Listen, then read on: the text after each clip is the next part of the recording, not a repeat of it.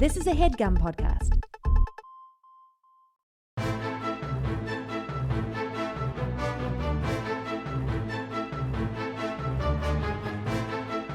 Hello and welcome to The Complete Guide to Everything, a podcast about everything. I am one of your hosts, Tom. And I'm Tim. Tim, how are you doing this week? Tom, I'm doing wonderfully. We just got back from a Complete Guide to Everything company retreat, corporate retreat this weekend. I'm exhausted because we weren't allowed to sleep at all. Right. Well, it was more of a breaking people down mentally so we could build them back up.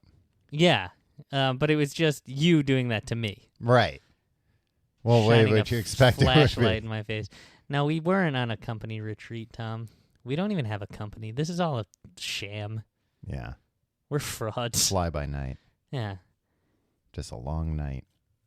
A long night? Yeah, it's been a long night. Yeah. Or fly by night, but it's been a long one. How are you doing this week? Good. We were on vacation together. Yeah. Not vacation. I guess vacation. A holiday. weekend away with, is this a thing that grown-ups do everywhere? I don't know. A bunch of people. Mm-hmm. How many adults were there? 16 adults. 16 adults, and then there were a bunch of little kids. 4 children. Yeah, some of these adults. 1 child per 4 people. Yeah, and we all rented a house in the woods. Yeah. It was nice. Yeah, in Pennsylvania, of all places. You built a fire 2 nights in a row. Mm-hmm.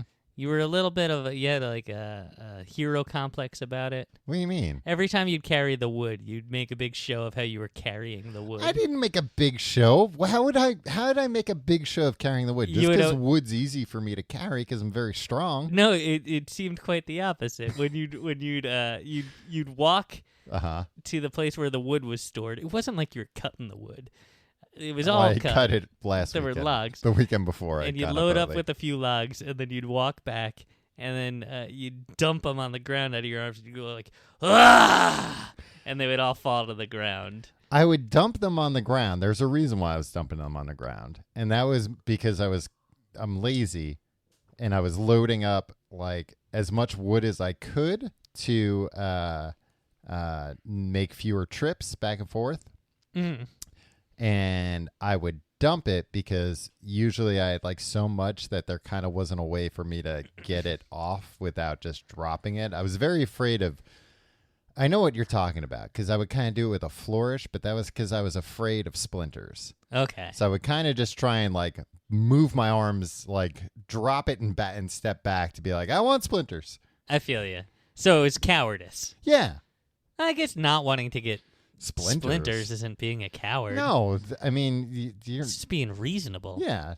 You never are impressed like, oh, well, look at how tough that guy is. He's got so many splinters. Yeah, no, he's like, hey, ladies, check out my arms. They're full of shards of wood. Yeah, splinters suck. I hate splinters. Splinters, they suck, but everybody's got to calm down no. about splinters. Oh, when's the last time you've had a good splinter? I get splinters all the time, Tom. Why? You know, it's the little ones that hurt. The big ones. Yeah, you ever get one of those pull them right out. fiberglass splinters? I get so many splinters. I shouldn't be so cavalier about this. I hate splinters. Yeah. So I appreciate that you carried the wood. You also wouldn't let anybody else go and get any wood.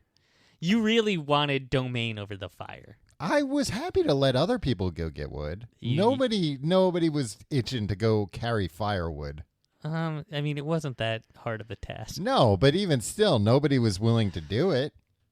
Nobody was out there doing it. People offered. And I said, yeah, you can go get some firewood. You were just like, I'm trying to impress everybody here. I'm trying to impress these 4 children that are here. Those kids were pretty impressed.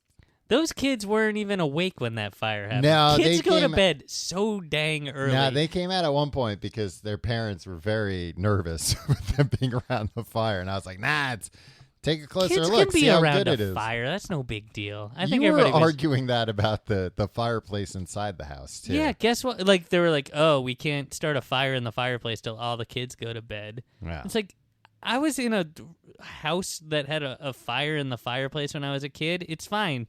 You know what? You go near the fire and it feels hot, and you're like, oh, I'm going to stay away from there. Yeah, it's built into fire. I think that part of it is Hey, I do agree with you. Like, we could have done it. We would have all been around the fire, so we would have been like, nah, get out of here, kid. Yeah, we're not going to light a fire and then be like, okay, now let's all Let's go on upstairs. an ATV. Yeah. But I can see, like, you had a fireplace in your house growing up. Mm-hmm. So you were, like, taught about fireplaces growing up. These kids have never been outside of New York City. They haven't been taught about fireplaces. They're city slickers. Yeah. It's fine. They're like... What's there to learn? When There's fire in there. When there's fire in there, stay away from it. When we were making dinner the one night, one of the 3-year-olds said, why don't we just order on Seamless? Really? Yeah, that's how city slicker these kids are. Really? Did a kid say that? Yeah, all of them. Oh, man. And he had a brand new phone. He had a brand new phone? phone? Yeah, he had the brand new phone. And he said, well, no, I'll just order through my Apple Watch. How did he get that phone? Oh, in an Apple Watch? Yeah. A 3-year-old. 3-year-old, yeah. That's bonkers. Things have really progressed since I was a kid. Yeah. And then he said, oh, you know what? I'll just do pickup. I'll take an Uber to get there. A 3-year-old is going to call a 3-year-old Uber. called. He was like, oh, well, what's better, Uber or Lyft? Which one's cheaper? This is bonkers. Yeah. He knows to... And then he said, no, I'm putting it on my Apple card. It doesn't matter what. His Apple card? Yeah, he had an Apple I don't credit even know card any already. adult with an Apple credit Yeah. card. It is kind of a kid thing. It's like, we made it so simple.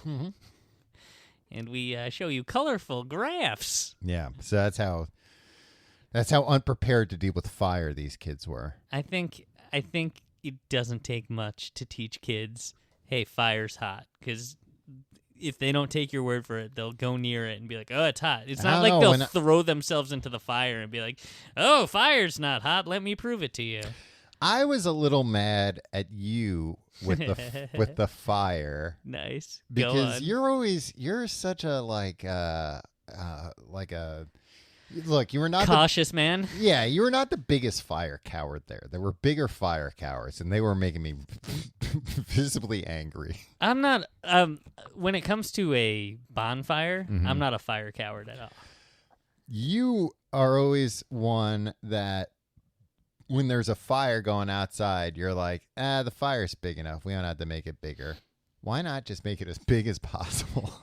What I was saying, Tom. And look, you're doing the right thing. You're saving me from myself.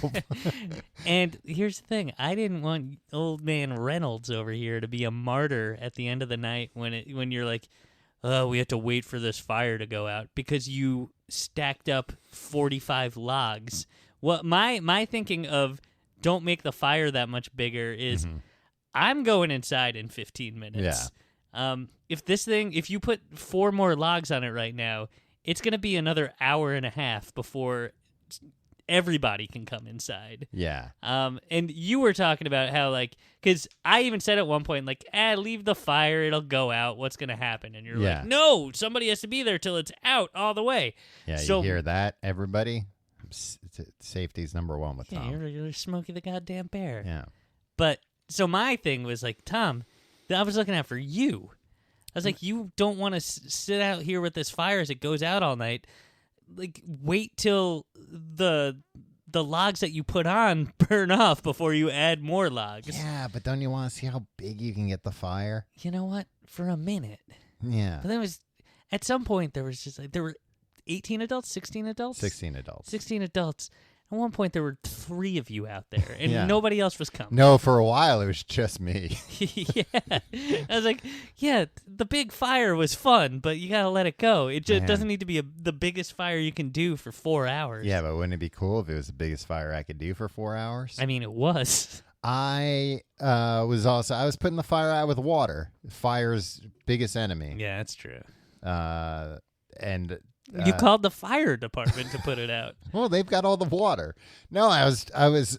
Oh God, it was so disgusting. This not what I did, but I had a big, huge, like, I don't know, 5-gallon pot that I was using to put out. You talk about ganj. Yeah, I'm talking about 5 gallons of ganj, man. Nice.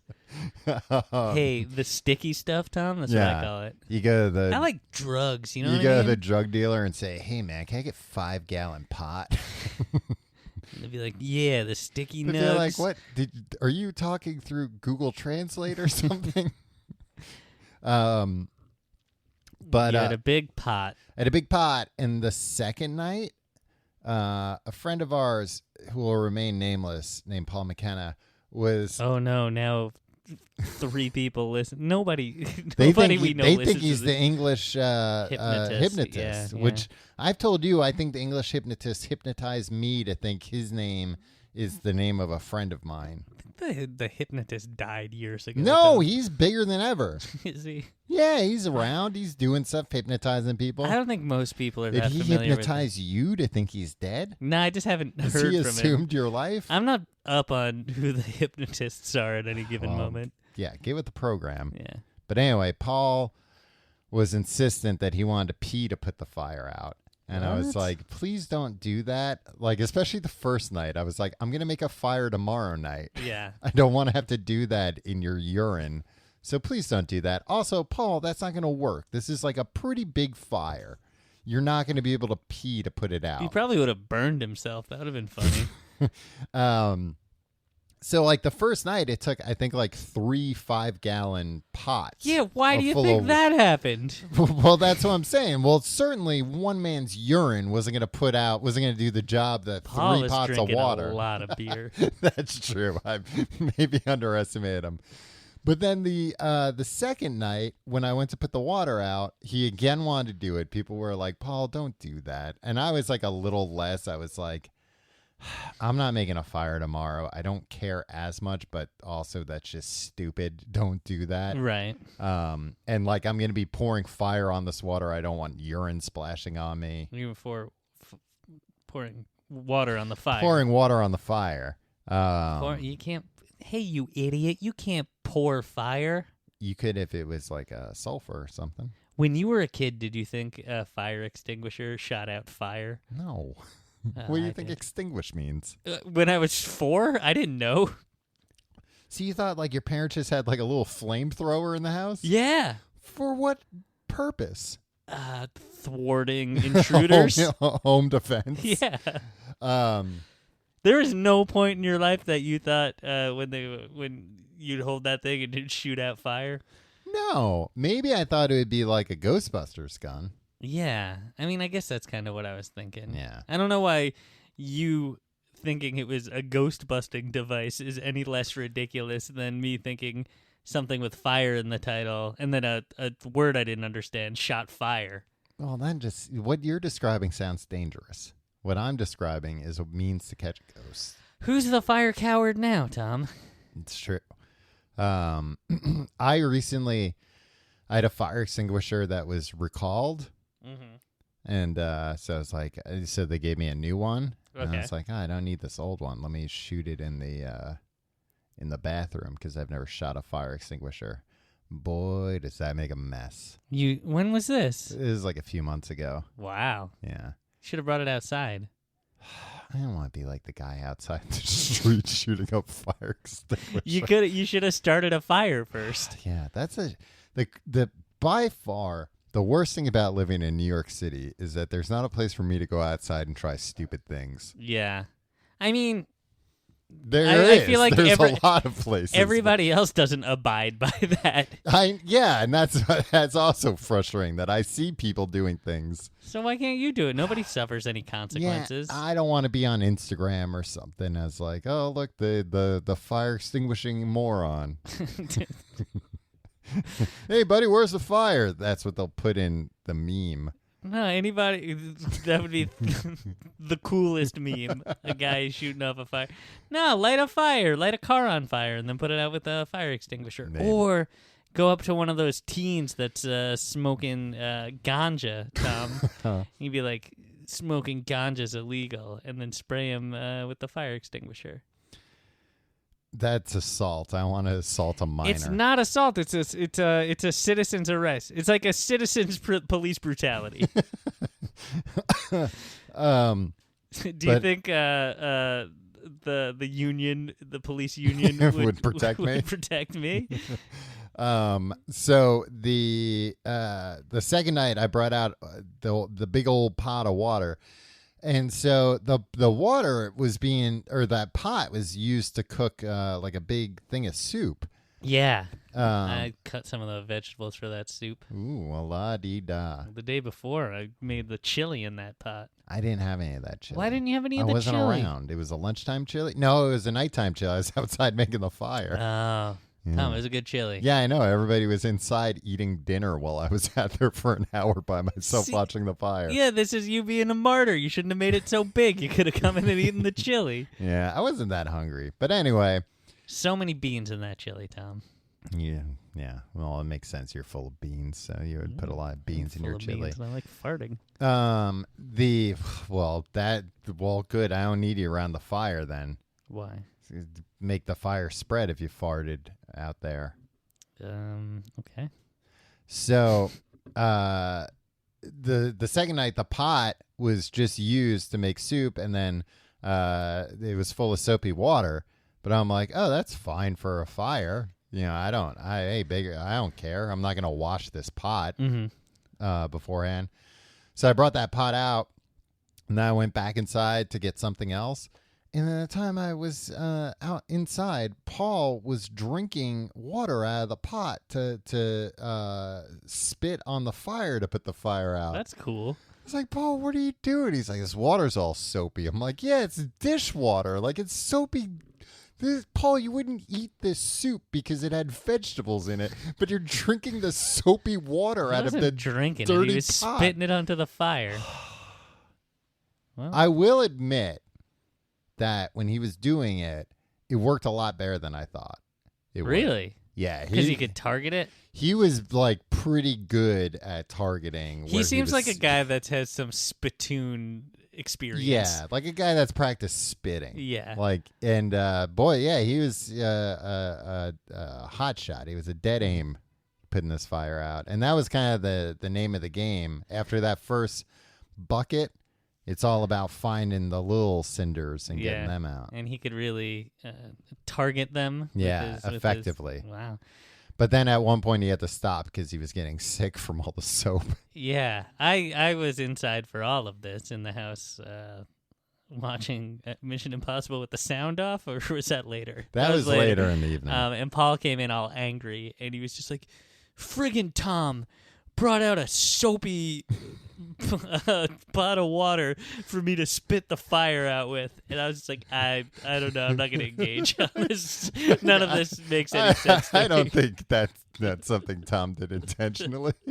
I don't know. I didn't. Yeah, because he got mad at me too. And I was like, Paul, what are you doing? Don't drink out of it. I didn't bring this for anybody to drink out of. Jesus Christ. Well, Paul, don't drink the soapy water. Yeah, it goes to everybody.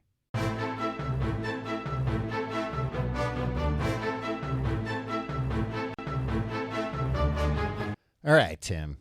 Halloween month continues this week. Halloween month ramps up this week. Yeah, because guess what? Another tale of horror. Another tale of misery. Another tale to titillate? No, this isn't that titillating. The Curious Case of Dr. Jekyll and Mr. Hyde.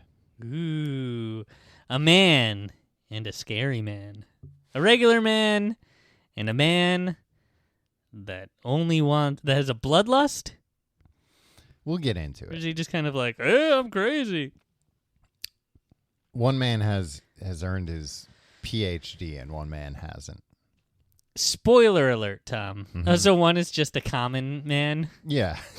That's what makes him so scary. Before, when you read this book by Yeah. Robert Louis Stevenson. Yes. Novella. Let me ask you this. Mm-hmm. By the end of this book, were you thinking, this book's canceled? Oh, for like things that haven't aged well? Well, every old book is racist. I Yeah. didn't expect to have so much racism in The Legend of Sleepy Hollow last week, but bam, that's canceled as well. Or you just cut out a few paragraphs, rephrase some things, change some characters to not be horrible stereotypes, and then maybe uncancel it.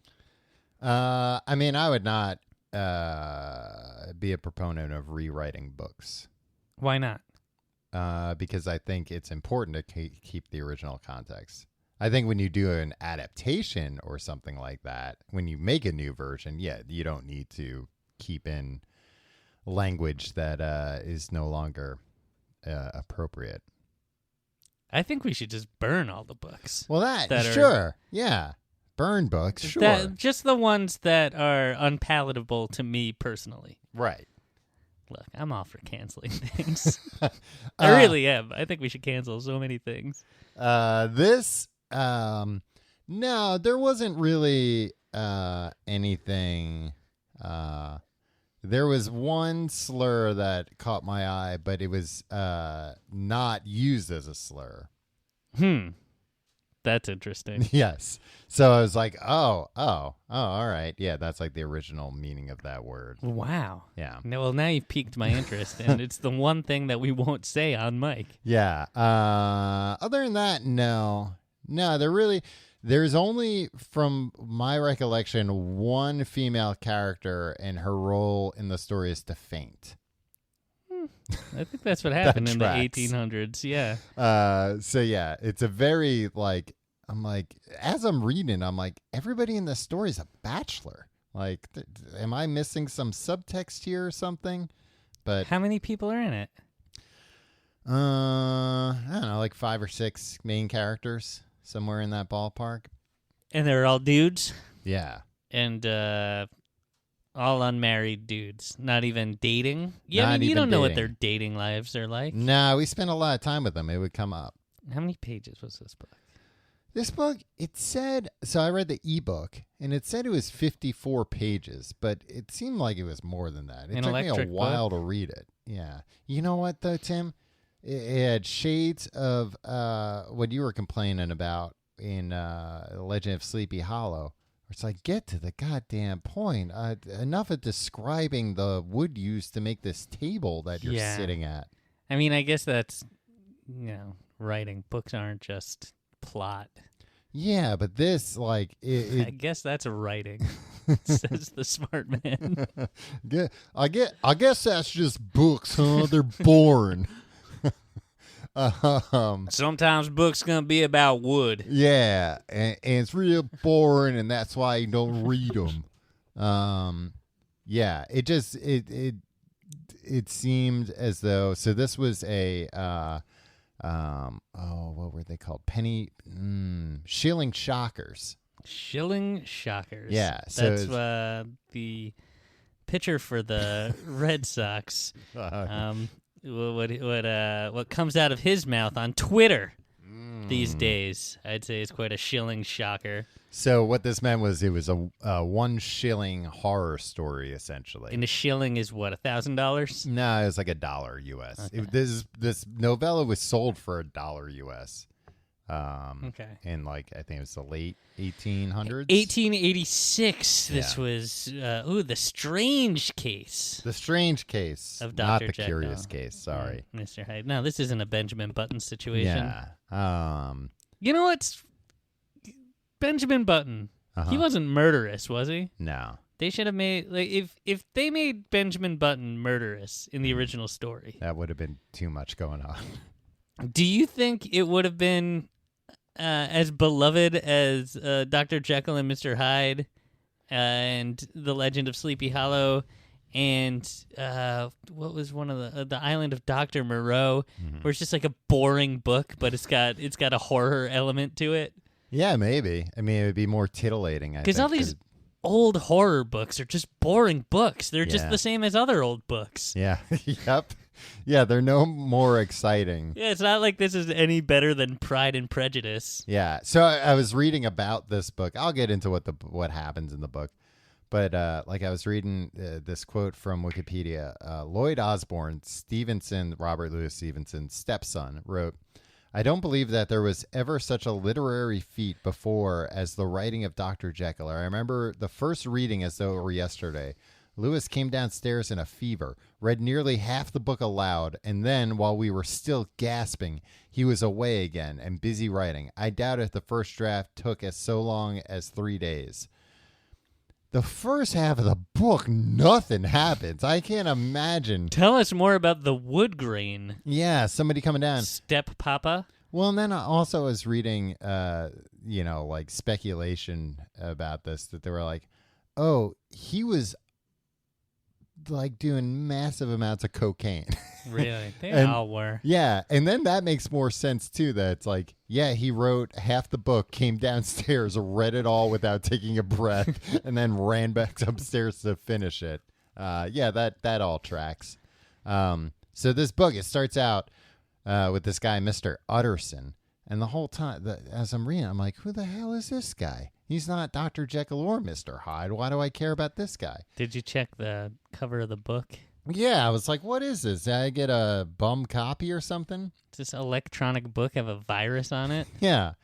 And then, it's just explaining how he likes some things and he doesn't like other things. Well, are they relevant to the story? No.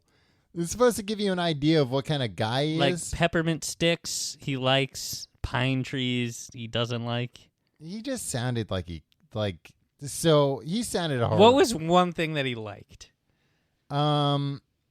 He liked a coquettish glance from a member of the fairer sex or something like that. Yeah, I think I'm trying to remember if it was this guy or the other guy I'm about to talk about, but it sounded like his life sucked. Or because they all sucked. It was olden times. It said he was a bachelor, and Utterson goes to bed. So he has dinner without relish, sits by the fire, and reads dry divinity. And then when the clock strikes midnight, he can go to bed, and he's very happy that he can finally go to bed. Why does he have to stay up till midnight? It's just what he does. Yeah, I think he just had to choose to do things. This is going to be my thing. Well, I think for him it was probably like, well, if I go to bed earlier, I'll just wake up earlier and there'll still be nothing to do. Yeah. Where did he live? This all takes place I think it's in Edinburgh. I'm not sure. I meant to actually double check that. I know Robert Louis Stevenson lived in Edinburgh, and there's a couple of people with Edinburgh accents, but I'm not sure. Like I said, the book was very boring. And Mr. Utterson's got this friend, Mr. Enfield. And these two guys kind of sounded like you and me. Hey, podcasters? Yeah, because Mr. Utterson... Friends who talk into a microphone for an hour a week? Well, so Mr. Utterson... Soapy water onto fire with our friends? Mr. Utterson was just like a miserable guy. And then Mr. Enfield was a well-known man about town. So that's like me and you. You're Utterson, I'm Enfield.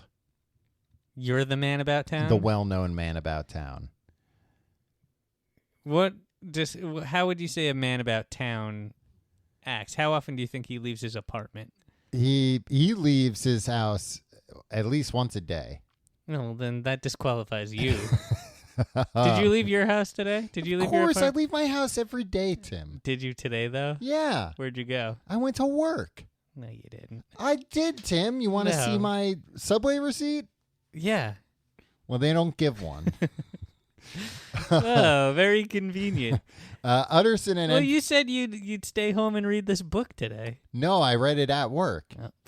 Some job. Well, I mean, I work for myself. I go, hey, today's job is reading this book. That's nice. Yeah. I want to work for myself. You know what? I'd be like, today's job, eat a plate of mozzarella sticks. Well, I mean, that's not very... A judicious use of your time, Tim. You know, reading some old book is? Yeah, well, you're telling me. So they walk around and they talk, even though they seem miserable and they seem like they don't really like each other. Cool. All right, this does track. And he's talking about that they walked down a street, and he says, the street was small in what is called quiet. You wouldn't say what is called quiet. It's a small and quiet street. They see a crappy old door, and one of them's like, hey, you ever remark that door? You ever remark it? Yeah, it's like you ever notice it. Yeah. And then one of them, who is it? I think it's Enfield, is like, oh, yeah, I saw this guy go in that door once, or come out of that door. He was this like oaf, and I was walking around at 3 a.m., and I saw this oaf walking around, and then I saw this... He said oaf? he described him as kind of like an oaf. Okay. And I saw this little girl, 8 or 10 years old, but not 9, and they collided with each other, and this dope just like trampled her. And I like, feel like that's something you've done, Tom. No. You've walked into a child, but you were in a rush, and you're like, children shouldn't. and he hear just it." left her screaming on the ground. Mhm. But then this guy, you know what he did? Let me see if you can decipher this, Tim. Okay. I gave a view, halloa, took to my heels, collared my gentleman, and brought he back. So he saw the guy run into the Yeah. little girl, and he went and grabbed him, and He he's gave like, a view, halloa. a view helloa? Yeah, took to my heels, collared my gentleman, and brought him back. Yeah, he grabbed a collar, like when a cop Yeah. collars a convict. And what brought him back. is taking to his heels mean? He ran after the guy. Okay. And what is giving a view, halloa? I don't know what you're saying. A view, halloa. Spell helloa? Halloa. And it's hyphenated. View, halloa. He looked around. No, it's the shout you give when a fox breaks cover. And a fox breaks cover. When you're like hunting foxes, and one of them, I don't when know you go that like, kinda there's shit. the fox. Oh. So I presumably yelled, "There's the fox." And then grabbed him in and was like, "You apologize to this little girl." Yeah. And a doctor came. You can't like, do that nowadays. You can't drag another man and be like, "Now you apologize to this strange little girl we both don't know." you could if you saw that man trample her. What does he mean by trample? He trampled her. But luckily there was a doctor nearby. Like a whole crowd came. Oh, wow. You know what they call? We gotta go back to this. You know what he casually refers to the doctor as? Doc? He's like, luckily there was a sawbones there. Sawbones. Yeah, and the sawbones checked her out, and she was Wow. all right. And then this guy, he's You like, had to do a lot of Googling of Yeah. terms, didn't you? and then this guy, he's talking. He's like, he's so mad at the sawbones. Is like, she's all right, but this guy's still mad, and he's like cursing at him. He's like, oh, we're gonna make you lose all your friends. We're gonna make your name stink all around town. And then he says, and all the time, as we were pitching it in red hot, we were keeping the women off as best we could, for they were as wild as harpies. So the women wanted to beat him up? 'Cause Yeah. They were harpies. Yeah. That's one of the 2 mentions of women in the book. Okay. But this just reeks of like, oh, you're being like, you pretend like you're a tougher guy than you were. Like, you should beat the hell out of this guy. Sounds like a Tom Reynolds story. I told that guy. So he's like, you gotta pay this girl. And then he like brings the guy to his house and gets him a check. And he's like, he goes and gets a check with a name I can't mention because it'll ruin the story. And it's like, well, I bet one of the names is Jekyll or Hyde. So it turns out that the check is signed by Jekyll, but this guy is Hyde. Yeah. And here's another thing from these old books. This happened in Books of Podcast when we were reading Island of Dr. Moreau. He says basically like, Hyde's weird looking, but I can't explain why. Give us a description, man. I like it. I don't like when things are described in books. If books could just be all dialogue, that'd be so great. You ever read a book, it's a long book, and then you like skip ahead and you see like, oh, this next chapter is mostly dialogue. I'm going to read the hell out of this chapter. So I'm wait, excited for this one. you want it to be dialogue? Yeah, I want it to be only dialogue. It sounds like he's wanting to read movie scripts. I think so. So then the next is the search for Mr. Hyde. Now we're back to like present day again. Utterson goes to bed at midnight, has a sad life. He does have, we should go back to this too. Instead of having like a home office, it's referred to as a business room. Business room? Yeah, he's like, I went into my business room. You sure that wasn't the bathroom? Oh, yeah. I mean, that's what I call my bathroom now, the business room. Yeah. It's where I get all my business done, hold all my calls. So Utterson's a lawyer, and he has Jekyll's will. And he's like, I should look into this. And he looks into his will, and the will says, like, hey, if I die, leave all my possessions to Hyde, Mr. Hyde. He's like, what the heck? That doesn't track. But why not? Well, because he's just like, who the hell's this Hyde guy? What is it? His business. Look, a lot of this book, everybody should mind their own business. Yeah, a lot of these old books. Yeah. You know what? We talk about that society's all messed up now, and all these old books, everybody was just friggin' in each other's business. Yeah, enough. Like to live a quiet life, nobody meddling into my affairs. So then he realized. So what if I was the executor of Jeffrey Epstein's will? That's between me and him. Yeah. So then he's like, oh, I should ask Dr. Lanyon. He might know what's going on, what the deal with all this is. And then he says, no, he doesn't say it out loud, but he thinks it to himself. If he be Mr. Hyde, I shall be Mr. Seek. I hate this fucking book.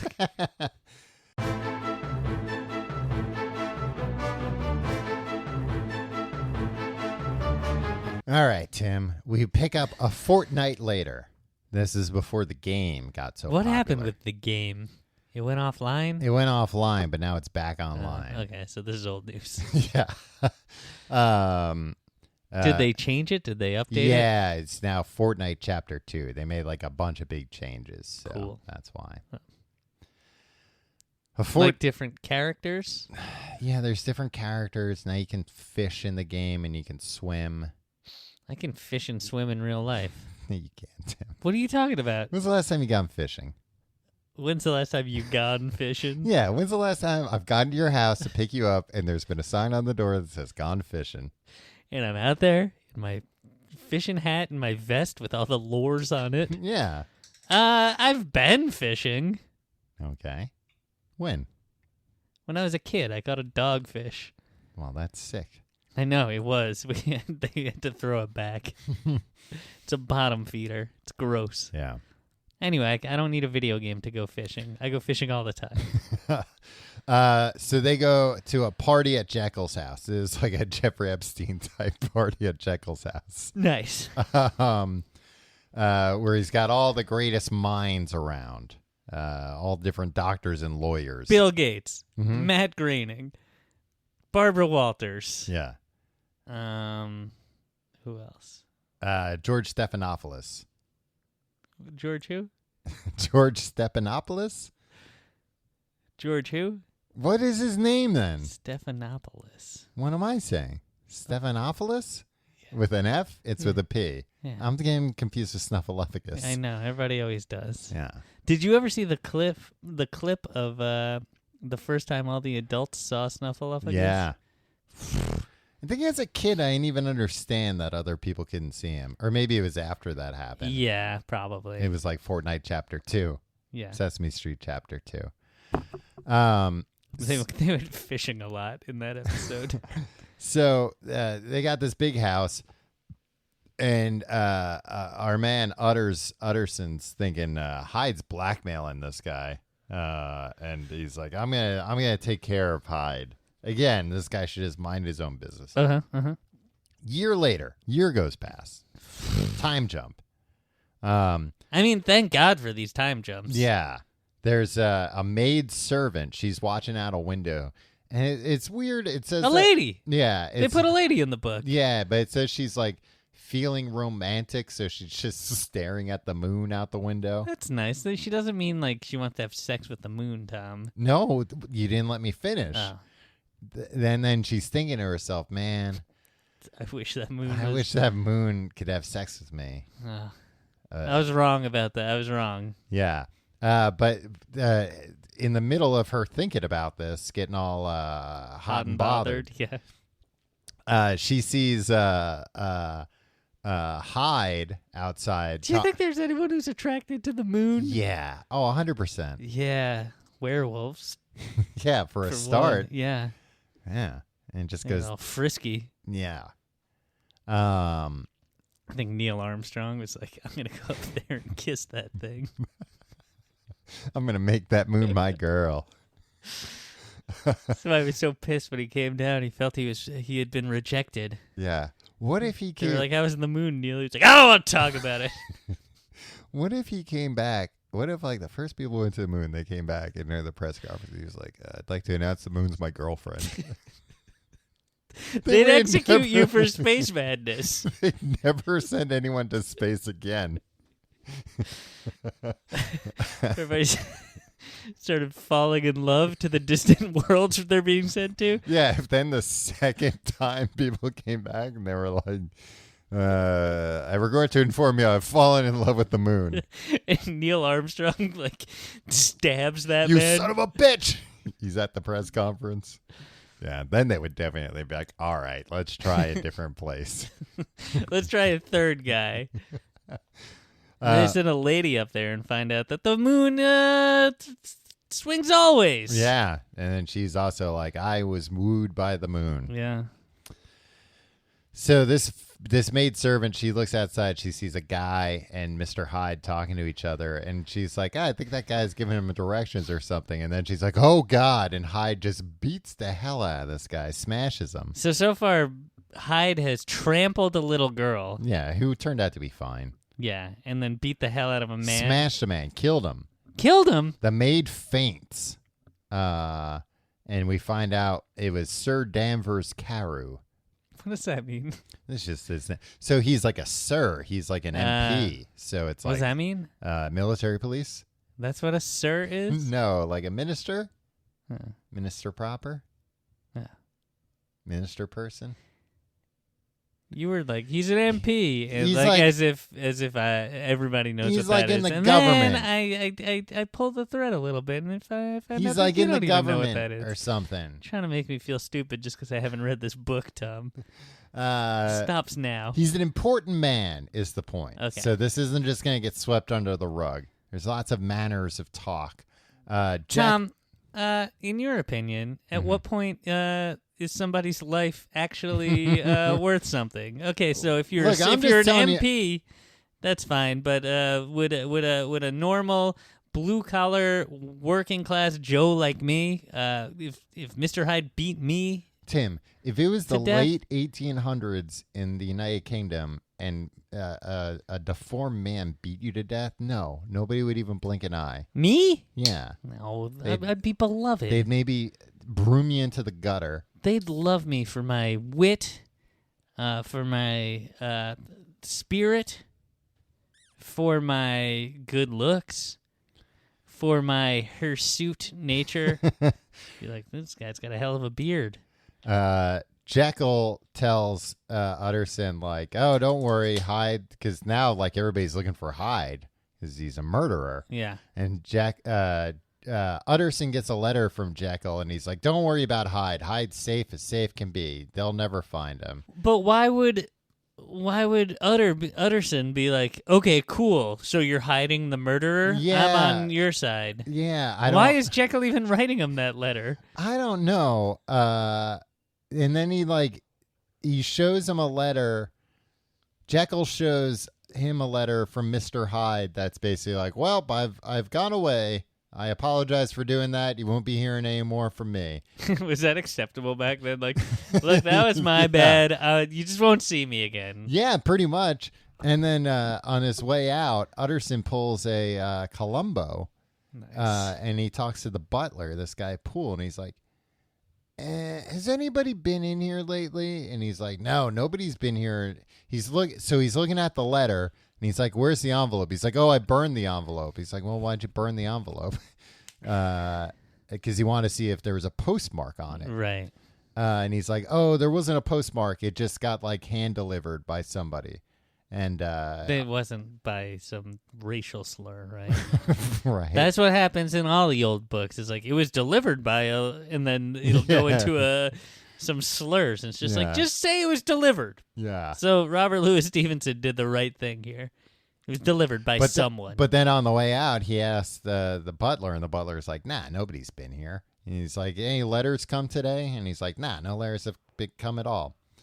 So now a little time passes. Jekyll's back. He's back in the swing of things. He's hanging out, but then he leaves. Are they friends, Utterson and Jekyll? They're like acquaintances. Okay. I mean, friends enough that Utterson has his will, or is Utterson just his lawyer? He's his lawyer, but they have they're in the same friends group of lonely bachelors. Got it. But then Jekyll's not back for a while, and then Utterson goes to visit Leighton. Leighton looks like shit, and he's like, "Who's Leighton again?" Leighton's a doctor. Oh, okay. And he also has his will, and he's like, "Look, man, I'm done with Jekyll. I look like shit." And then Jekyll writes him, and he's like, I'm gonna be a shut-in. You won't be seeing old Jekyll anymore. And then what happened? Leighton dies. Okay. He just dies. I mean, people died all the time. Yeah, but he dies from looking like shit. We find out later he died from shock. Leighton left a sealed letter in his will, and he's like, read this letter after I die and after Jekyll's died, I think, or after Hyde disappears. This knucklehead Utterson's like, well, I have to stay true to my word. I won't read this letter until Hyde disappears. He's a lawyer. He has to. What is the point where Robert Louis Stevenson stopped reading and his wife and idiot stepson were like, this is the greatest thing I've ever heard. I need to hear more. I think it was around this time. Okay. All right. Because it was halfway through the book. That's it. Well, the rest of the book, I'm going to get through pretty quick. You'll see why. Nice.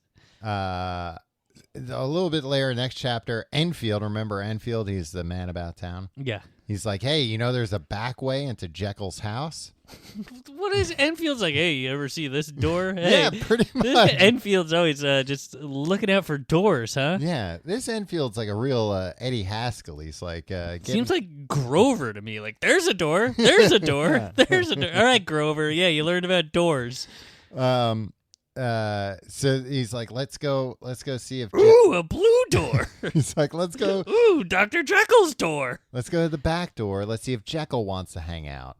And they can see him in the window, and they're like, hey, Jekyll, come hang out. He's like, nah, I can't, man. I feel like shit. You're like, nah, come for a walk. It'll, reinvigorate the circulatory system. You know how, back then they had, I mean, tonics. Going for a walk is pretty solid. Yeah, and it does reinvigorate the circulatory system. Why are you saying circulatory? That's the way they said it. Okay. And he's like, nah, man, I can't do that. And they're like, all right, well, if you can't hang out, if you're too sick, how about we just hang out here from the window? And he's like, yeah, that seems good. And then all of a sudden he goes like, and then just slams the window shut and runs off. And they're like, oh, come on. What? we were having a classic window hang with this guy. No, actually, they don't even say come on. What? They just walk away in silence. That was weird, and don't say anything to each other. Do you think they went, check, please? That was weird. You have to know that was not normal. Later on, Poole comes. He tells Utterson that there's been foul play. Poole comes? That's the butler. Okay. Jekyll's butler.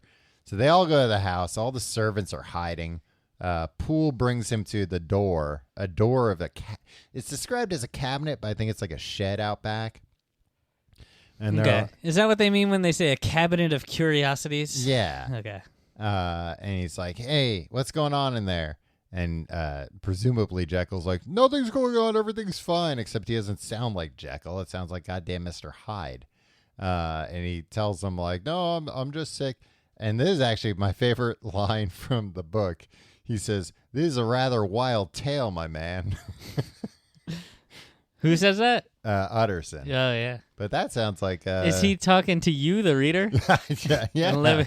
He breaks the fourth wall like Deadpool. Yeah, and says, this is a rather wild tale, my man. And you go, and how, Utterson? Yeah. So Utterson's like, Poole, what the hell's going on? And he's like, he was in there crying about medicine, telling me, bring me medicine from the store. And then I would bring him stuff from the store, and he'd be like, this is impure. Take it back. Utterson's like, we gotta break the damn door down. We gotta see what's going on. It takes them a while to break the door down. They do. Hyde is inside. He's dead. And he calls him a self-destroyer, Okay, so which I guess was the term for suicide back then. That's I'm glad they changed it because that really glorifies it. Self-destroyer, yeah. Destroyer just sounds like powerful. Right. Destroyer of self. He knew that. Oh, and there's a new will that gives everything to Utterson that Hyde didn't destroy. And he's like, what the hell is all this about? So then he opens up the will, and there's 2 letters. Or no, he has 2 letters because he opens up Leighton's letter and he opens up Jekyll's letter. And both these letters just kind of, and that's like the second half of the book where it's basically telling you like what was going on the whole time. I think I figured it out. 2 different ways. And it's like, yeah, I figured it out because fucking Jekyll and Hyde. We all know Jekyll and Hyde. Why write this dumb book that we already know? I mean, I do think it's like watching The Sixth Sense and just being like, "This, yeah, of course I know. Why I sitting through 2 hours of this?" Yeah, I guess. And Leighton in his letter is like, I don't know why he sent me this letter. I barely knew this guy. And then when you read Jekyll's letter to Leighton is like, I would gladly cut my hand off for you are my truest friend. We find out that Leighton died because fucking Jekyll turned into Hyde in front of him. And that was, or no, I think the other way around. And that was like such a shock that he died a few days later. Did they look different? Yeah. Oh, I skipped all that part. Okay, that's fine. You don't need to go back to it. Jekyll, Hyde is like physically smaller than Jekyll. Your nightmare. Yeah. So when he's wearing Jekyll's clothes, they're all like hanging off him. Right, like Tom Hanks or the kid in Tom Hanks' clothes. Yes, at exactly. The big. And we find out what happened, and it's so long and boring. And it's like Jekyll came up with like this potion that he would take, and that would turn him into Mr. Hyde. And Mr. Hyde, like, I guess a lot of this book is about duality. Like for a minute, I was like, oh, this is about like alcoholism. That like he drinks this potion and it turns him into a monster. Right. But that's not, at least in the interpretations I read, what it's about. It's just about like the duality of man. And how, like, Victorian times, people had, like, their public self and their private self, and that's what this is about. And Hyde was physically smaller because Jekyll was, like, both these personalities live within him, but Jekyll was, like, pretty much a good dude, like 90% of the time. So the reason why Hyde was smaller was because, like, he hadn't developed as much. He hadn't been let out. But he's, like... becoming Hyde, he's getting into becoming Hyde because he can like let loose. Yeah. But we don't really get it's like a midlife crisis. Yeah. But we don't really get an idea of what that means. Trampling a little girl. Yeah, it's like trampling a little girl and bludgeoning a guy to death one time. Just trying to have some fun out there. But otherwise, I don't know what like Hyde was out there doing. Like carousing, Tom. I mean that it's like kind of implied that like, oh, he's out like carousing, drinking and getting laid, but that's not even hinted at. So I don't know what was so fun about being Mr. Hyde to him, but it was like intoxicating of like, I get to be Mr. Hyde and let go of all my inhibitions. But it seems like that meant just like skulking around town at night. Yeah, he could have done that as Dr. Jekyll. Yeah, it would have been fine. Yeah, just don't bludgeon anybody. Right. People probably would have looked the other way about the little girl.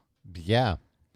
So I always thought, based on like Bugs Bunny cartoons, that when he became Mr. Hyde was like physically bigger, but he wasn't. Nah, smaller. Yeah. And then at a certain point, he started turning into Mr. Hyde without taking the potion.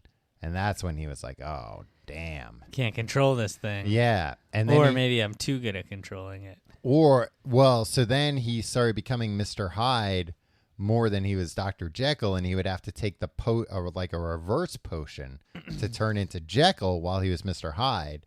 And that's what he like ran out of the potion. Well, he found out, this I liked, that it wasn't that the ingredients were impure. It was that like the first dose of ingredients had an impurity in it that he didn't know about.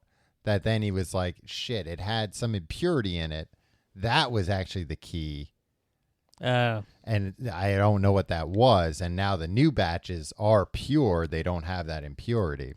But yeah, he changed in front of Leighton, and Leighton died of shock. And then finally in the end, yeah, he was just like running out of, like Hyde was getting bigger because he was around more. Yeah. And he self-destroyed. Sounds pretty boring. Not as fun as going to the Jekyll and Hyde Club in beautiful New York City. Have you ever been there? Yeah. I've never been there. Really? Yeah. Tom, the Jekyll and Hyde Club is a theme restaurant owned by Erie World Entertainment. Ooh. It's like one of the few independent theme restaurants left in New York City, I feel like. Yeah. I went as a kid. There was one in Times Square. Actually, it was... the slaughtered goat, slaughtered lamb. That was one of them, too. Yeah, that's the thing. So you go in, and there's like... there's actors, you know, as different ghoulish things that go around. It's like when Outback Restaurant first opened up and the waiters did Australian accents. No, that was all in your head.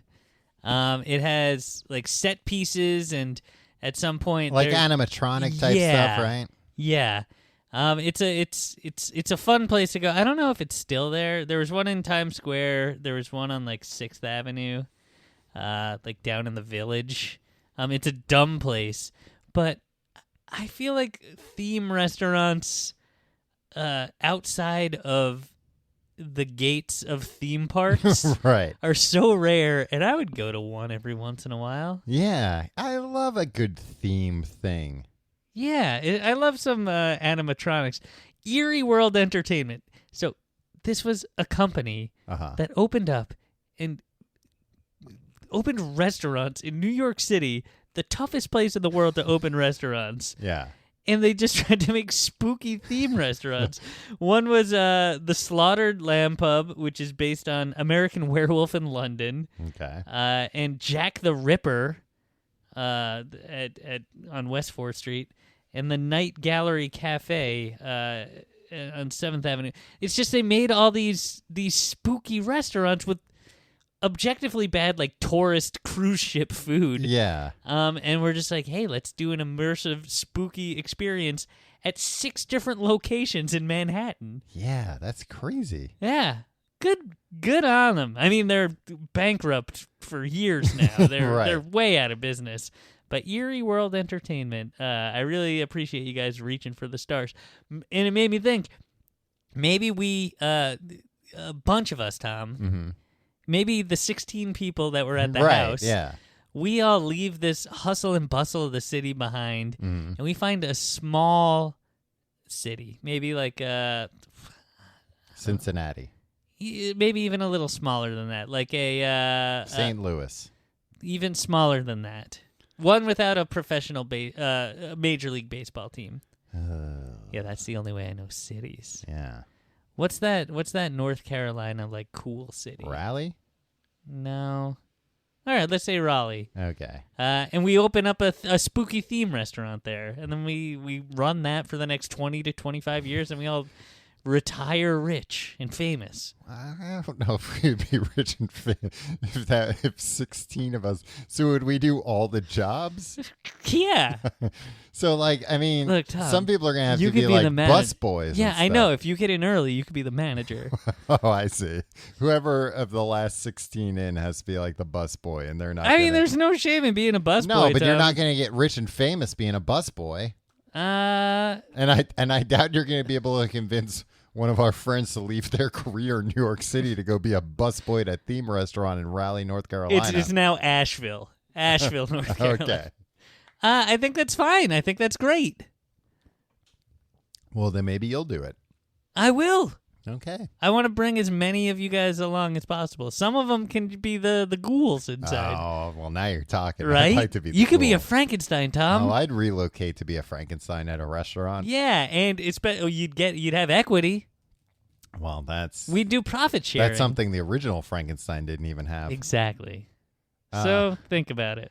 an interesting side note, since you mentioned Jack the Ripper. Jack the Ripper happened like a few years after this book came out. And so this book was like an immediate smash hit. And then they did a play version very quickly after. The play version was canceled because the N-word. Because the guy behind the play and also was like the main actor who played Jekyll and Hyde. There's like a fun picture of him doing both roles. And when he was Hyde, he hunched over. Oh, clever. It reminded me of those pictures of Bradley Cooper when he was being the Elephant Man on Broadway. I never saw pictures of that. Yeah, it's weird looking because he didn't wear like makeup or prosthetics. He just like made a face the entire play. Did it look cool? No. Oh. And that's kind of what this looked like. And it's like, well, that was 1800s. Although they said they had like lighting and makeup effects that, back then made people faint because they were so People were just puking and screaming.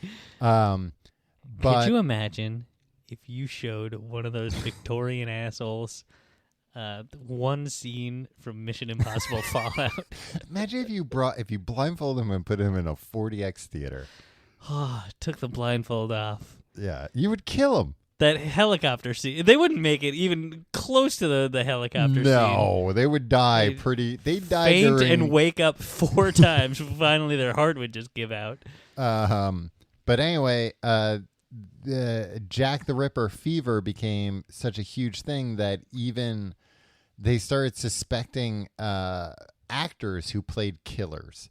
So this guy became a suspect. They thought he might have been Jack the Ripper. And this guy was like, all right, screw all this. Start arresting all the actors here for crimes. Clean up Hollywood real quick. He canceled the play because he was like, I don't need this shit.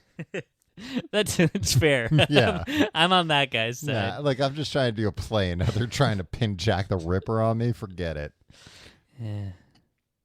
Well, Tom, that's the curious case of... The strange case of Dr. Jekyll and Mr. Hyde. Out of 10 ghouls, what do you give it? I give this 2 ghouls. The story sucks shit. Yeah. I mean, if you know the headline, basically, seems like the book. Unless you want to, like, Sad Man's Breakfast explained to you in detail or something. Right. Yeah, and also it's like, look, I get back then, like, they didn't know things we know now about science, but, like, come on, you can't take a potion and turn into another guy. I don't know. That's fine. Yeah. Doesn't need to be all, like, scientifically. No, but I don't like in some of these old books, like, same thing with Dr. Moreau, like, they go to great pains to explain the science of it. Yeah, they're trying. They're interested, Tom. Yeah, well, you might have been able to fool old-timey dummies, but you can't fool me, a new age dummy. If you like the show, you can find out more at tcgt.com. You can support the show by supporting our sponsors. Also checking out tcgt.com/Amazon for your Amazon shopping. Thank you to everybody that does that, BTW. And thank you. Patreon.com/complete guide for our other podcast, Books the Podcast. Hey, if you like this, listen to us talk about a boring book. Come listen to us talk about a few other boring books, but also some good ones. Some are good. Yeah. And we're about to pick a new book, so what a better time to join. You can be in the mix. Yeah. I mean, to be clear, you can still listen to all the episodes about the other books. Oh, right. We've been doing all these books since January. Yeah, a bunch of old episodes. They're not old. They're new to you. They're evergreen. Yes. We don't bring up things like Fortnite and Jeffrey Epstein over there. No.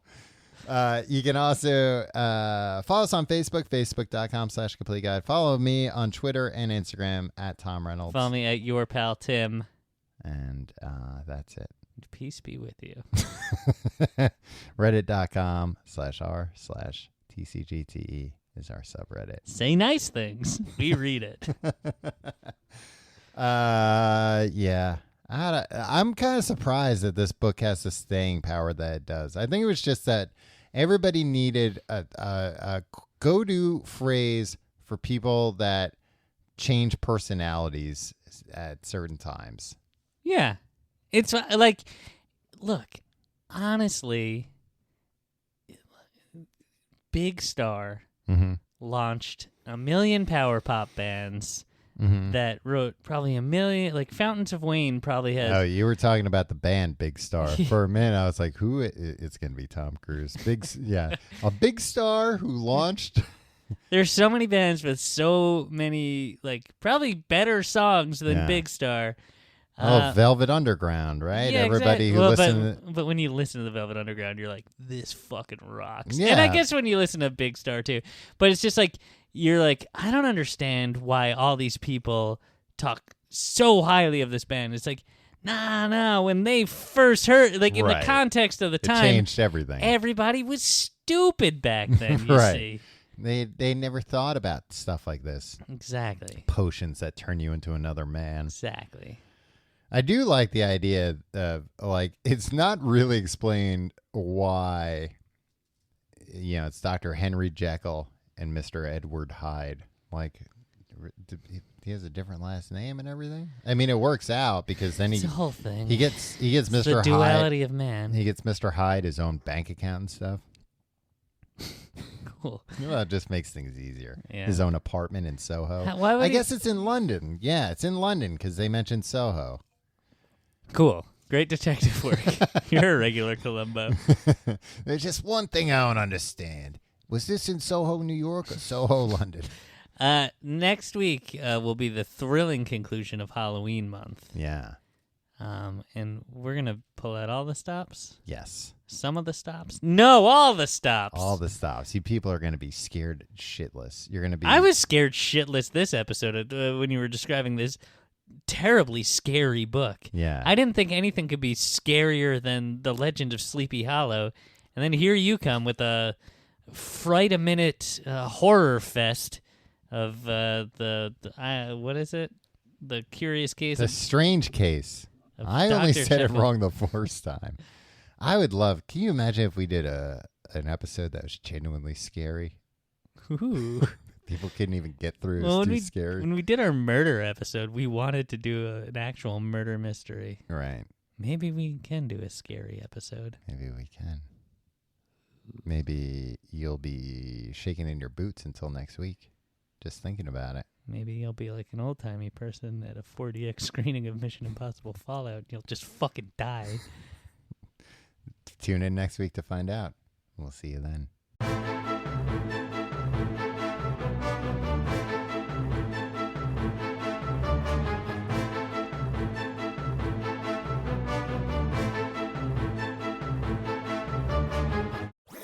That was a HeadGum podcast.